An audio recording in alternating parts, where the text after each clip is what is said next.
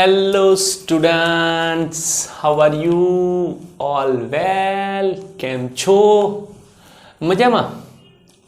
આજે આપણે ચાલુ કરવા જઈ રહ્યા છીએ પ્રકરણ નંબર 9 ચેપ્ટર 9 ઘન પદાર્થના ગુણધર્મો અથવા તો ઘન પદાર્થના યાંત્રિક ગુણધર્મો. આ ચેપ્ટરની અંદર ચેપ્ટર બહુ જ નાનું છે, JEE નીટ માટે પણ બહુ સરળ છે. ચેપ્ટરની અંદર આખા ભાગમાં માત્ર ને માત્ર ઘન પદાર્થોની વાત કરી છે. એ સમજતા પહેલા આપણે એક નવો શબ્દ છે એને સમજીએ કે દ્રઢ પદાર્થ એટલે શું.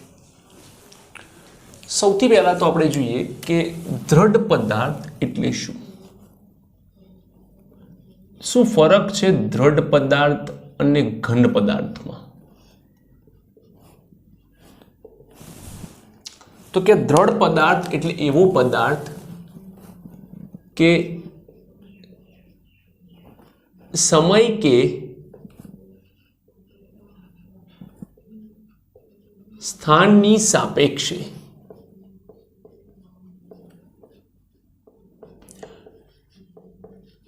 કણો વચ્ચેના અંતરો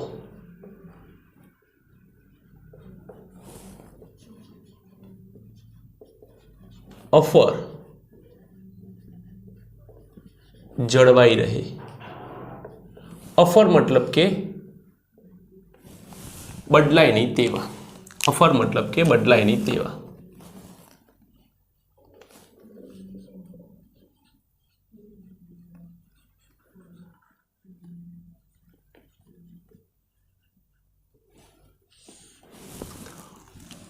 ઓકે, હવે ઘન પદાર્થ અને દ્રઢ પદાર્થમાં ફરક શું? તો આપણે એમ કહીએ કે ઘન પદાર્થ ને દબાવી, ખેંચી તેનો આકાર બદલી શકાય છે. શું કરાય છે? આકાર બદલી શકાય છે.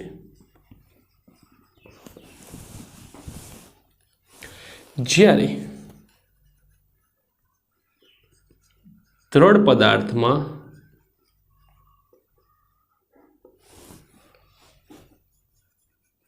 ખેંચાણ તણાવથી આકાર બદલી શકાતો નથી. આકાર બદલી શકાતો નથી. દ્રઢ પદાર્થ એક આદર્શ વસ્તુ છે. દ્રઢ પદાર્થ એક આદર્શ છે, વ્યવહારમાં શક્ય નથી. દ્રઢ પદાર્થ આદર્શ છે, વ્યવહારમાં શક્ય નથી.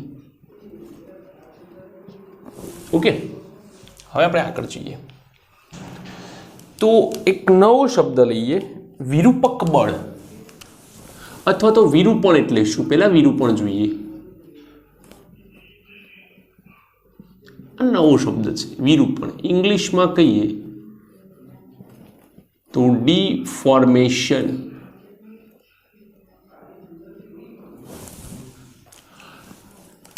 વિરૂપક બળની મદદથી આપણે કોઈ પણ પદાર્થનો આકાર બદલી શકીએ.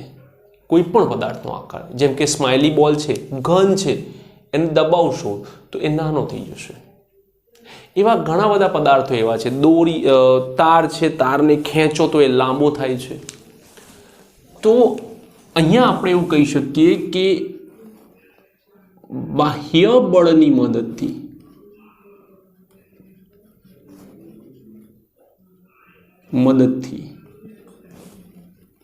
પદાર્થ ના પરિમાણ તથા આકારમાં ફેરફાર થાય તો આ ફેરફારને વિરૂપણ કહે છે। શું કહે છે? વિરૂપણ કહે છે। પછી આવે છે વિરૂપક બળ। આમ તો સામાન્ય બાહ્ય બળની વાત કરીએ છીએ આપણે કે બાહ્ય બળ, તો જે બાહ્ય બળની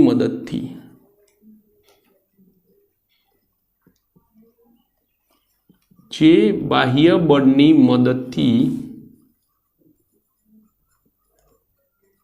પદાર્થમાં વિરૂપણ સર્જાય તેને વિરૂપક બળ કહે છે। જે બાહ્ય બળની મદદથી પદાર્થમાં વિરૂપણ સર્જાય છે તેને આપણે વિરૂપક બળ તરીકે ઓળખીએ છીએ। તો વિરૂપણ એટલે શું? પદાર્થના પરિમાણ અને આકારમાં જે ફેરફાર થાય છે તેને વિરૂપણ કહેવાય છે, બદલાવ આવે છે। જેમ કે સ્માઇલી બોલ મોટો હોય, દબાવો એટલે નાનો થઈ જાય, એનું પરિમાણ ઘટે છે। ઓકે, નળાકાર આકારનો તાર હોય એને ટીપો બાહ્ય બળની મદદથી તો એ ચપટો થઈ જાય છે, લંબચોરસ આકારનો બની જાય છે, તો એનો આકાર બદલાય છે। તો અહીંયા ઘણી બધી પરિસ્થિતિઓ આવેલી હોય છે બદલાવાની। એની સાથે સાથે આપણે જોઈએ આ ચેપ્ટર્સમાં નોટ્સ બહુ અગત્યની છે, તો નોટ્સ ખાસ લખવી।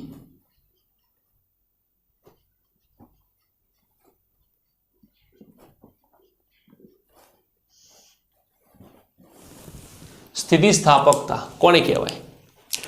તો જ્યારે પદાર્થ પર વિરૂપક બળ લાગે અને પદાર્થમાં વિરૂપણ સર્જાય એટલે કે પદાર્થનો આકાર કે પરિમાણ બદલાય। હવે જ્યારે પદાર્થ પરથી બાહ્ય બળ દૂર કરીએ તો પદાર્થ પોતાની મૂળ સ્થિતિ પ્રાપ્ત કરે તો તેવા પદાર્થને સ્થિતિસ્થાપક પદાર્થો કહે છે। એટલે કે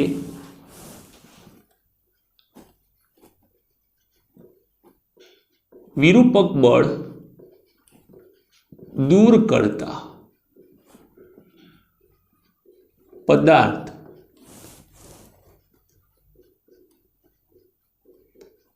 પોતાની મૂળ સ્થિતિ પ્રાપ્ત કરે તો તેને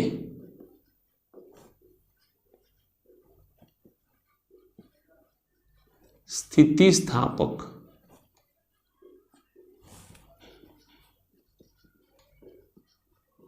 પદાર્થ કહે છે। દાખલા તરીકે રબર, પ્લાસ્ટિક, બરાબર, આ બધા પદાર્થો કેવા છે? સ્થિતિસ્થાપક। ત્યારબાદ જોઈએ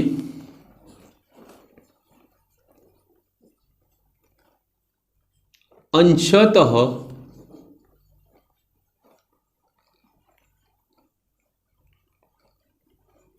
સ્થિતિસ્થાપક। અંશતઃ સ્થિતિસ્થાપક, અંશતઃ એટલે કેવું કે બળ દૂર કરો તો પદાર્થ પોતાની મૂળ સ્થિતિ પ્રાપ્ત કરવા આવે પણ 100% મૂળ સ્થિતિ પ્રાપ્ત ન કરે, પ્રયત્ન કરે, આવે પણ ખરો પણ 100% પ્રાપ્ત ન કરે। તો અહીંયા એવું લખીએ કે વિરૂપક બળ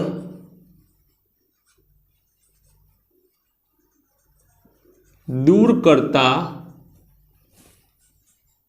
પદાર્થ મૂળ સ્થિતિ સ્થાપવા પ્રયત્ન કરે પરંતુ સંપૂર્ણ મૂળ સ્થિતિ પ્રાપ્ત ન કરે તો તેને અંશતઃ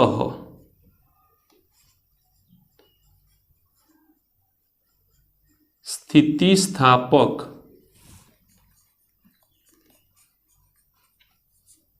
પદાર્થ કહે છે। કેવો પદાર્થ કહે છે? અંશતઃ સ્થિતિસ્થાપક પદાર્થ કહે છે। અને ત્યારબાદ છેલ્લે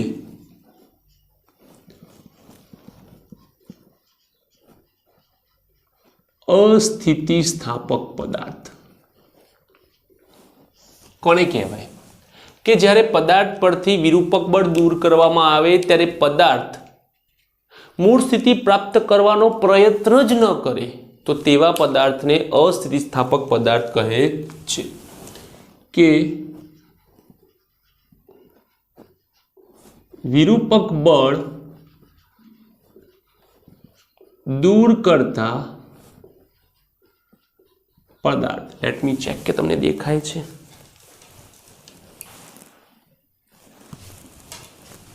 દૂર કરતા પદાર્થ મૂળ સ્થિતિ સ્થાપવા પ્રયત્ન જ ન કરે અને બદલાયેલ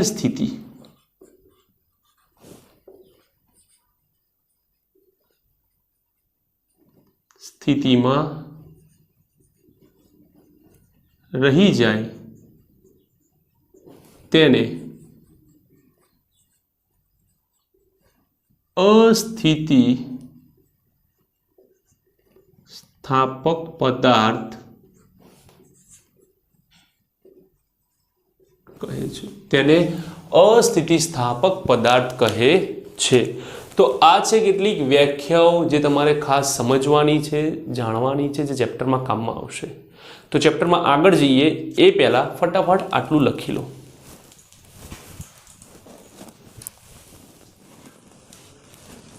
ચલો હવે આપણે જોઈએ સ્પ્રિંગ બોલ મોડેલ. આ એક પરમાણુનું સ્પ્રિંગ બોલ મોડેલ છે. અહીંયા સ્પ્રિંગ બોલ મોડેલની અંદર આ બધા જ પરમાણુઓ એકબીજા સાથે જોડાયેલા છે. જેમાં આપણે બોલ જે છે તેને પરમાણુ કહીએ અને સ્પ્રિંગ જે છે તેને બંધ કહીએ. શું કહીએ? બંધ કહીએ. કોઈ પણ બંધ હોઈ શકે છે. આયનિક હોઈ શકે છે, સહસંયોજક હોઈ શકે છે, આણ્વીય હોઈ શકે છે. સ્પ્રિંગ બોલ મોડેલની અંદર બધા જ બોલ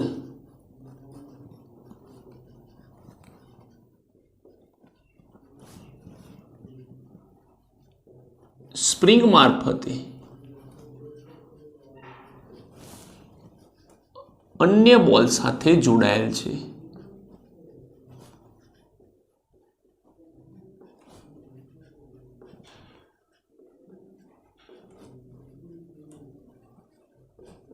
અન્ય બોલ સાથે જોડાયેલ છે. ઓકે, હવે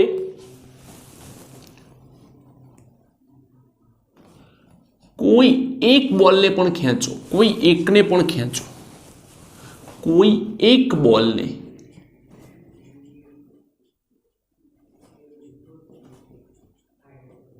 ખેંચતા સ્પ્રિંગ મારફતે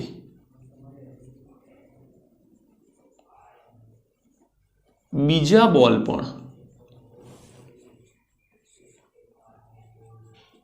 ખેંચાય છે. આમ જે તે બોલનું સ્થાનાંતર થાય છે.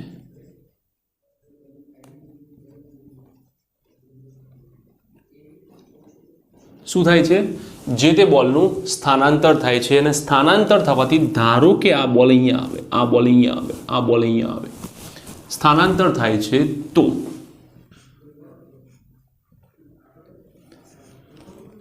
સ્થાનાંતર થવાથી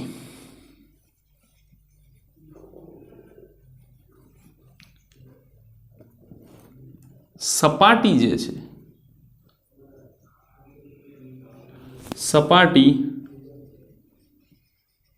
વધે છે અને આમ તેમાં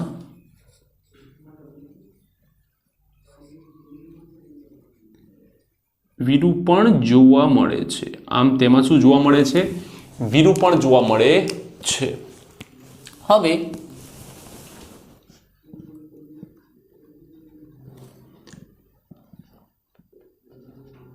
બાહ્ય બળ દૂર કરતા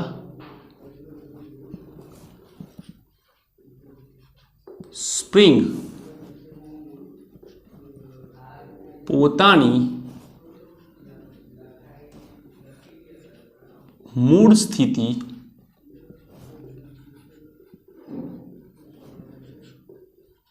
પ્રાપ્ત કરે છે અને સ્પ્રિંગ પોતાની મૂળ સ્થિતિ પ્રાપ્ત કરે છે અને પદાર્થને મૂળ આકારમાં પાછો લાવે છે.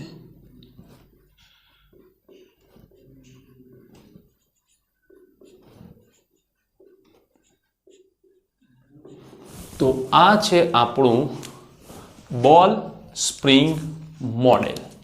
ઓકે, તો હવે આપણે આગળ જોઈશું વિકૃતિ અને પ્રતિબળ. એ પહેલા આ લખી લો.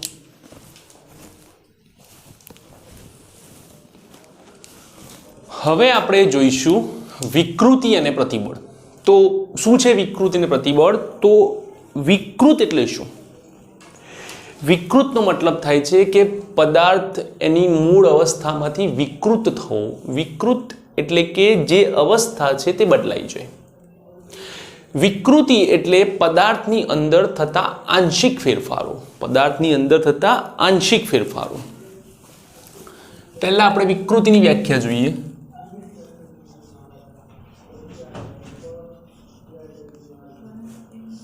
કે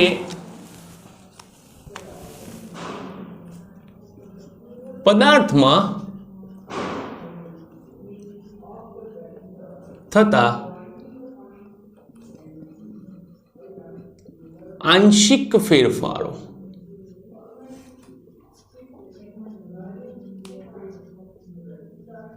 ફેરફારોને વિકૃતિ તરીકે ઓળખવામાં આવે છે. બીજી રીત સમજીએ તો પદાર્થના પરિમાણમાં થતા ફેરફારો પદાર્થના પરિમાણમાં થતા ફેરફારો અને મૂળ પરિમાણના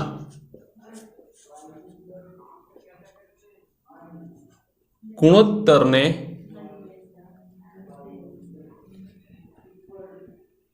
વિકૃતિ કહે છે. સૂત્રની ભાષામાં લખીએ તો વિકૃતિ બરાબર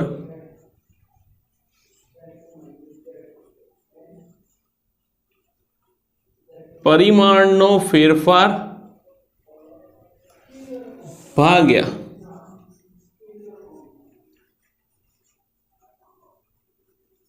મૂળ પરિમાણ.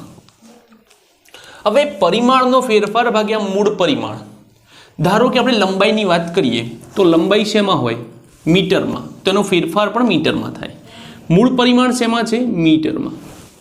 તો મીટર મીટર કેન્સલ થઈ શકે છે. તો એનો મતલબ એ થયો કે વિકૃતિ એ એકમ રહિત રાશિ છે અને તે અદિશ રાશિ છે. કઈ રાશિ છે? અદિશ રાશિ છે. તો જ્યારે કોઈ પદાર્થ પર બળ લગાડવામાં આવે છે ત્યારે તેના પરિમાણમાં ફેરફાર થાય છે, જેના કારણે એ પદાર્થમાં પુનઃસ્થાપક બળ ઉદ્ભવે છે. શું ઉદ્ભવે છે? પુનઃસ્થાપક બળ. કોઈ પણ પદાર્થ, રબરને જ્યારે ખેંચવામાં આવે છે ત્યારે તેની લંબાઈમાં વધારો થાય છે. ત્યારે રબરની અંદરના કણો પુનઃસ્થાપક બળ ઉદ્ભવે છે કે ના, અમારે આગળ નથી વધવું. અને જેવું રબરને છોડી દઈએ તરત જ તે તેની મૂળ સ્થિતિમાં પરત આવે છે. તો એવું કહી શકાય કે એકમ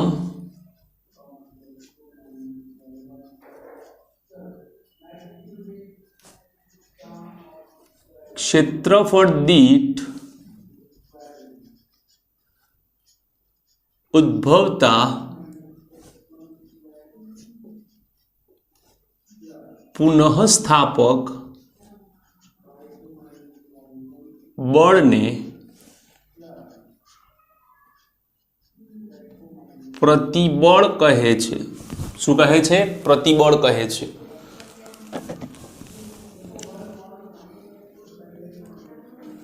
તો પ્રતિબળ ઇઝ ઇક્વલ્સ ટુ બળ ભાગ્યા ક્ષેત્રફળ. પ્રતિબળની સંજ્ઞા છે sigma. It is F/A.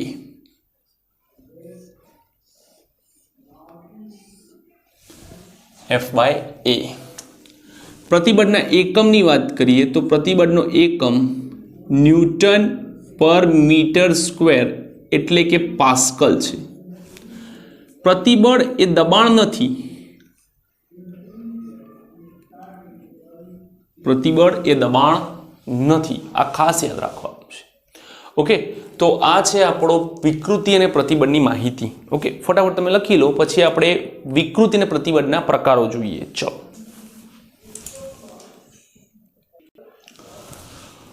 Okay, તો હવે આપણે આગળ વધીએ.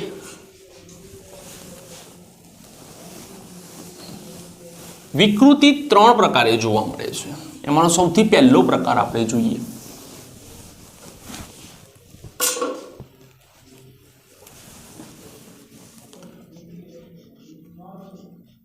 પ્રતાન અથવા તો સંગત વિકૃતિ. પ્રતાન અથવા તો સંગત વિકૃતિ. આ જે વિકૃતિ છે તે લંબાઈ માટે લેવામાં આવેલ છે.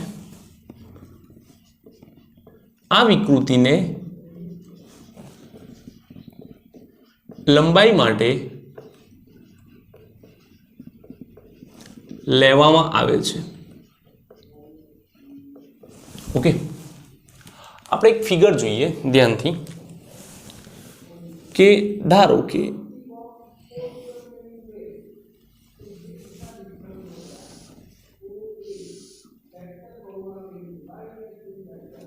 આ લંબાઈ L છે. હવે આના પર આપણે ખેંચાણ બળ લગાડીએ છીએ. ખેંચાણ બળ જેના કારણે એની લંબાઈ વધે છે.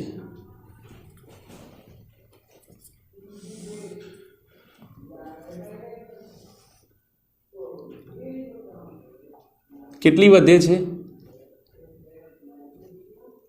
તો કે ડેલ્ટા L જેટલી વધે છે. આને શું કહેવાય છે? કુલ લંબાઈ L plus delta L. L plus delta L એટલે કે તાર પર આપણે તાણીય બળ F લગાવીએ છીએ. તાણીય બળ, તારને ખેંચવામાં આવે છે, જેથી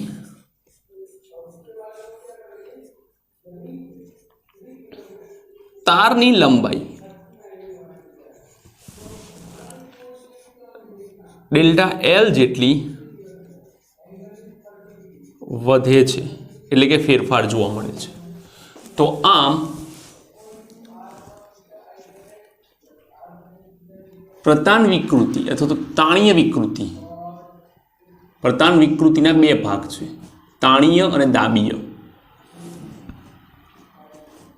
તાણીય અથવા તો પ્રતાન વિકૃતિ બરાબર લંબાઈનો ફેરફાર ભાગ્યા મૂળ લંબાઈ, જેની સંજ્ઞા sigma L epsilon L by delta L થાય. Epsilon L is equals to delta L by L થાય છે. ઓકે, એકમ રહિત રાશિ છે. હવે તાણીય પછી દાબીય. પ્રતાન વિકૃતિ, તાણીય પ્રતાન વિકૃતિ પછી દાબીય પ્રતાન વિકૃતિ.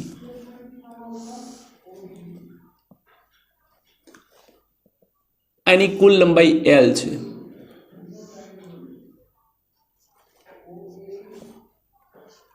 એના પર અંદર તરફ બળ લગાડવામાં આવે છે.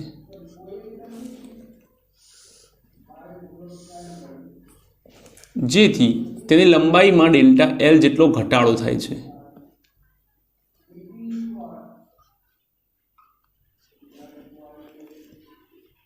તો આ થાય ઘટાડો L માઇનસ ડેલ્ટા L. એટલે કે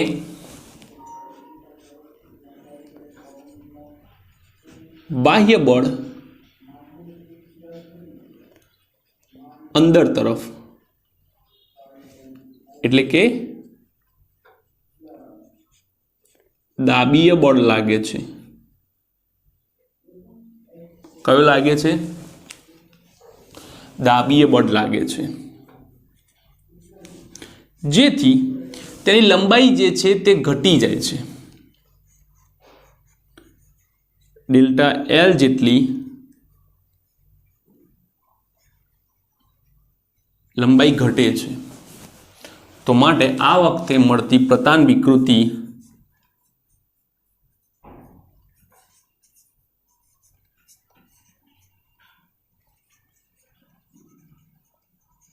લંબાઈનો ઘટાડો ભાગ્યા મૂળ લંબાઈ.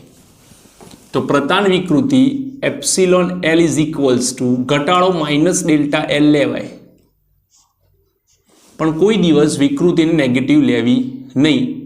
પોઝિટિવ જ લઈને આપણે આગળ વધીશું. ઓકે, તો તમારા જોવા માટે લેવું હોય તો તમે માઇનસ લઈ શકો છો કે આ ઘટાડો દર્શાવે છે, આ વધારો દર્શાવે છે. ઓકે, તો આ છે આપણી વિકૃતિ. હવે જ્યારે કોઈ પણ પદાર્થ પર બળ લગાડો છો ત્યારે પદાર્થ પર બળ લગાવતા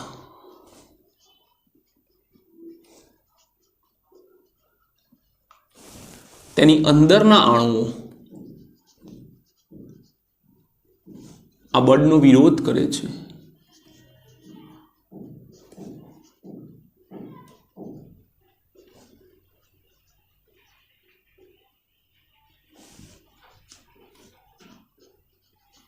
બળનો વિરોધ કરે છે. કેવી રીતે? ધારો કે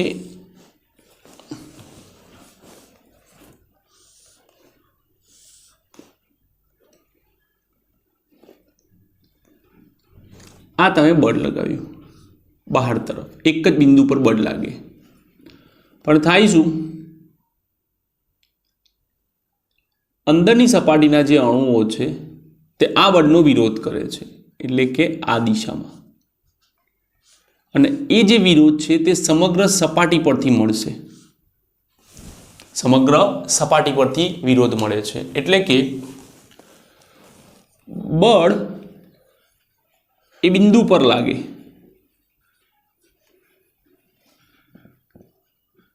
પણ વિરોધ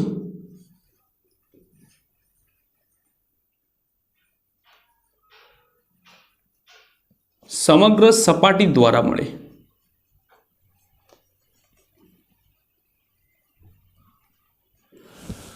પણ વિરોધ જે છે તે સમગ્ર સપાટી દ્વારા મળે છે અને તે વિરોધ આ બાહ્ય બળ જેટલો જ હોય છે. માટે પ્રતિબળ ઇઝ ઇક્વલ્સ ટુ બળ ભાગ્યા ક્ષેત્રફળ. હવે આ જે બળ છે એને પ્રતાન પ્રતિબળ કહીશું. તો પ્રતાન પ્રતિબળની સંજ્ઞા sigma L is equals to FL by A મળે છે. FL બાય A મળે છે. ઓકે, તો આ છે વિકૃતિ અને પ્રતાન પ્રતિબળનો સમજૂતી કે જેની અંદર આપણે લંબાઈને અનુલક્ષીને જોયું. હવે આપણે આગળ જોઈશું આકાર અને કદ વિકૃતિ. એ પહેલા આ લખી લો.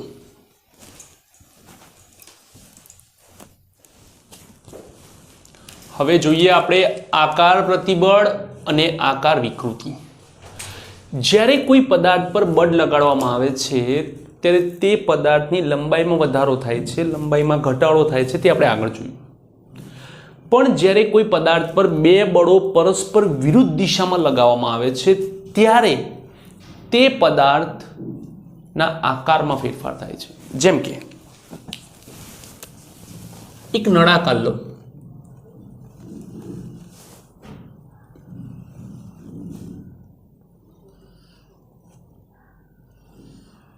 એક નળાકાર છે.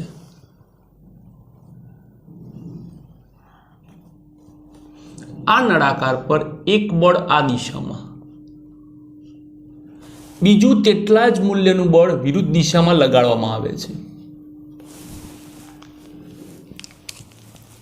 નળાકારની બે સપાટી પર નળાકારની બે સપાટીને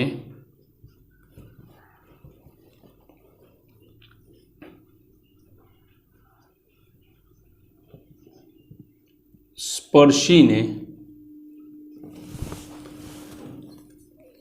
બે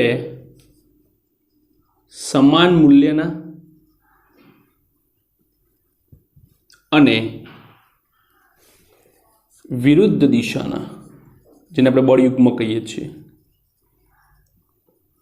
દિશાના બળો લગાવતા બે સપાટી વચ્ચે સાપેક્ષ સ્થાનાંતર ઊભું થાય છે.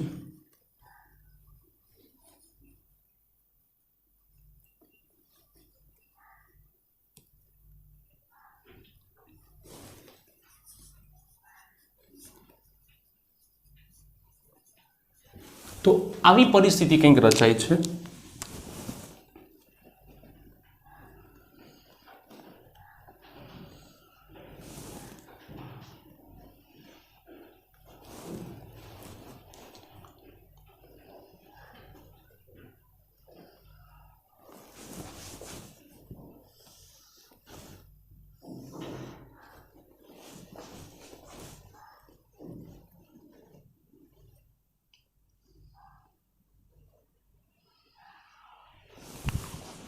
જે સપાટી સીધી હતી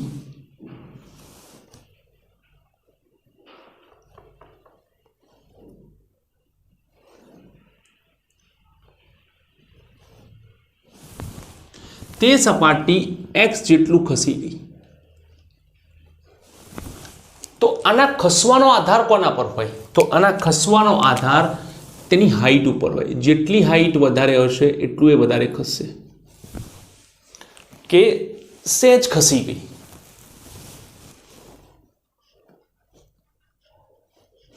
f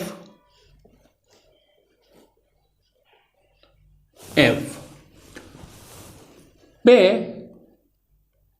સપાટી વચ્ચેનો સાપેક્ષ કોણીય સ્થાનાંતર થીટા. તો અહીં બે સપાટી વચ્ચે x જેટલું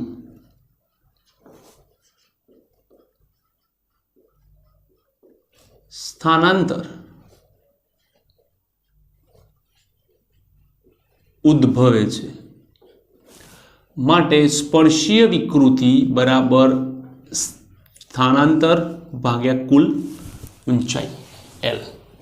પણ x ભાગ્યા l એટલે કે x જે છે તે તેની સામેની બાજુ છે અને l જે છે તે તેની પાસેની બાજુ છે. તો સામેની બાજુ ભાગ્યા પાસેની બાજુને આપણે tan થીટા કહીએ છીએ, x/l.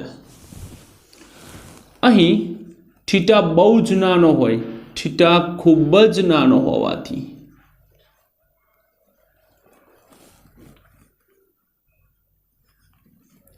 tan theta nearly theta થાય છે.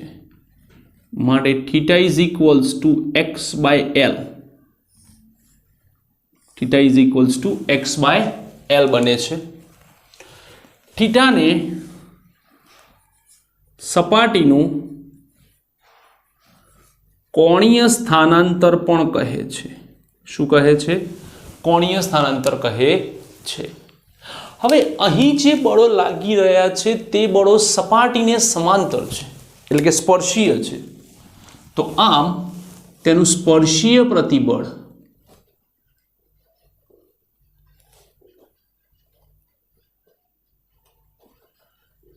બરાબર સ્પર્શીય બળ ભાગ્યા ક્ષેત્રફળ। સિગ્મા ટેન્જેન્ટિયલ, સ્પર્શીયનો મતલબ થાય ટેન્જેન્ટ, FT/A મળે છે।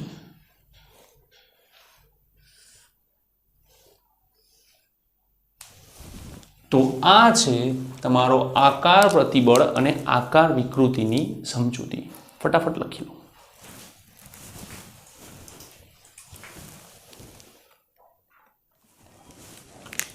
હવે જોઈએ છેલ્લે કદ વિકૃતિ અને કદ પ્રતિબળ। ઓકે, કદ વિકૃતિ અને કદ પ્રતિબળ।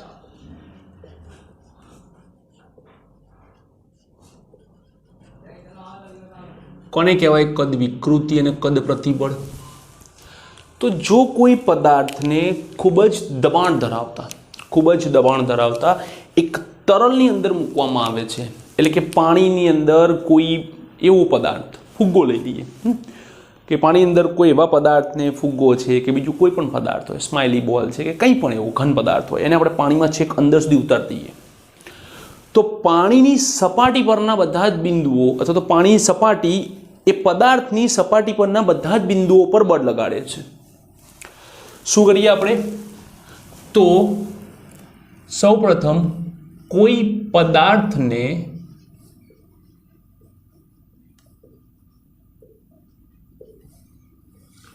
ઊંચું દબાણ ધરાવતા તરલમાં ડુબાડવામાં આવે છે। તરલમાં ડુબાડવામાં આવે છે। ઓકે, જેના કારણે એ જે તરલ છે, તરલ એટલે પ્રવાહી, વાયુ બી થાય, પણ અત્યારે આપણે પ્રવાહીમાં જઈએ છીએ। તો કે તરલ પદાર્થના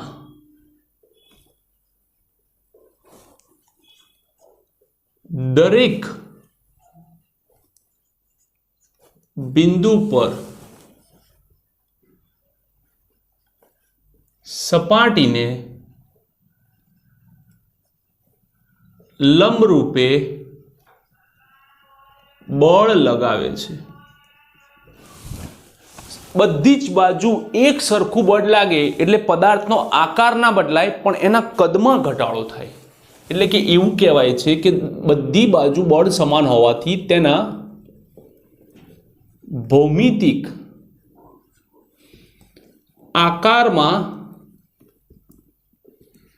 ફેરફાર થયા વગર તેનું કદ સંકોચન પામે છે। તેનું કદ શું થાય છે? સંકોચન પામે છે। એટલે કે ધારો કે કોઈ આકાર છે, બરાબર, આના ઉપર આપણે બળ લગાવીએ, બધી જ જગ્યાએ એક સરખું બળ,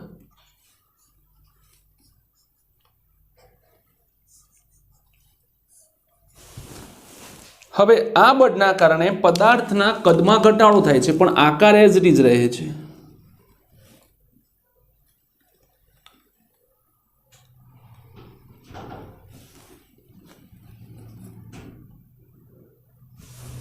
હવે આ અંદરના અણુઓ આ સપાટી પર સપાટીને લંબ રૂપે બળ લગાવશે।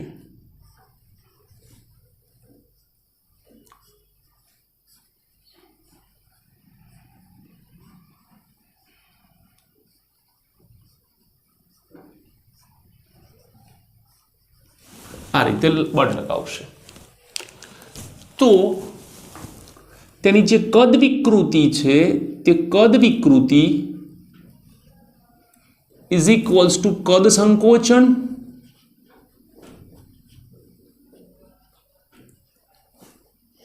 ડિવાઇડેડ બાય કુલ કદ માટે એપ્સાઇલોન બી કદ સંકોચન તરીકે તમે માઇનસ લઈ શકો છો ડેલ્ટા વી બાય વી. કદ સંકોચન તરીકે તમે માઇનસ લઈ શકો છો ડેલ્ટા વી બાય વી. અને જે એનું કદ પ્રતિબળ ઉદ્ભવે છે તે કદ પ્રતિબળ બરાબર આંતરિક બળ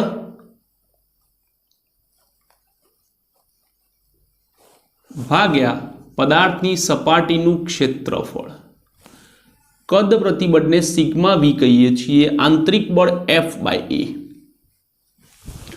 સપાટી પર જે બળ લાગે છે તે દબાણના કારણે લાગે છે, તો દબાણની વ્યાખ્યા છે બળ ભાગ્યા ક્ષેત્રફળ. F by A is equals to P, તો F is equals to P by A. A cancel, તો sigma V is equals to P. એટલે કે પદાર્થમાં ઉદ્ભવતું પ્રતિબળ, પદાર્થમાં ઉદ્ભવતું પ્રતિબળ એ બાહ્ય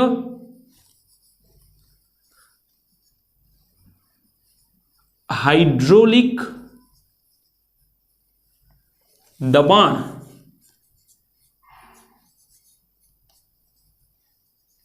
જેટલું હોય છે. બાહ્ય હાઇડ્રોલિક દબાણ જેટલું હોય છે. તો આ છે આપણો કદ વિકૃતિ અને કદ પ્રતિબળનો ટોપિક. અને અહીંયા આપણે આપણા લેક્ચરને વિરામ આપીએ છીએ. If you like this lecture, please like it and give comment. Thank you for watching this video.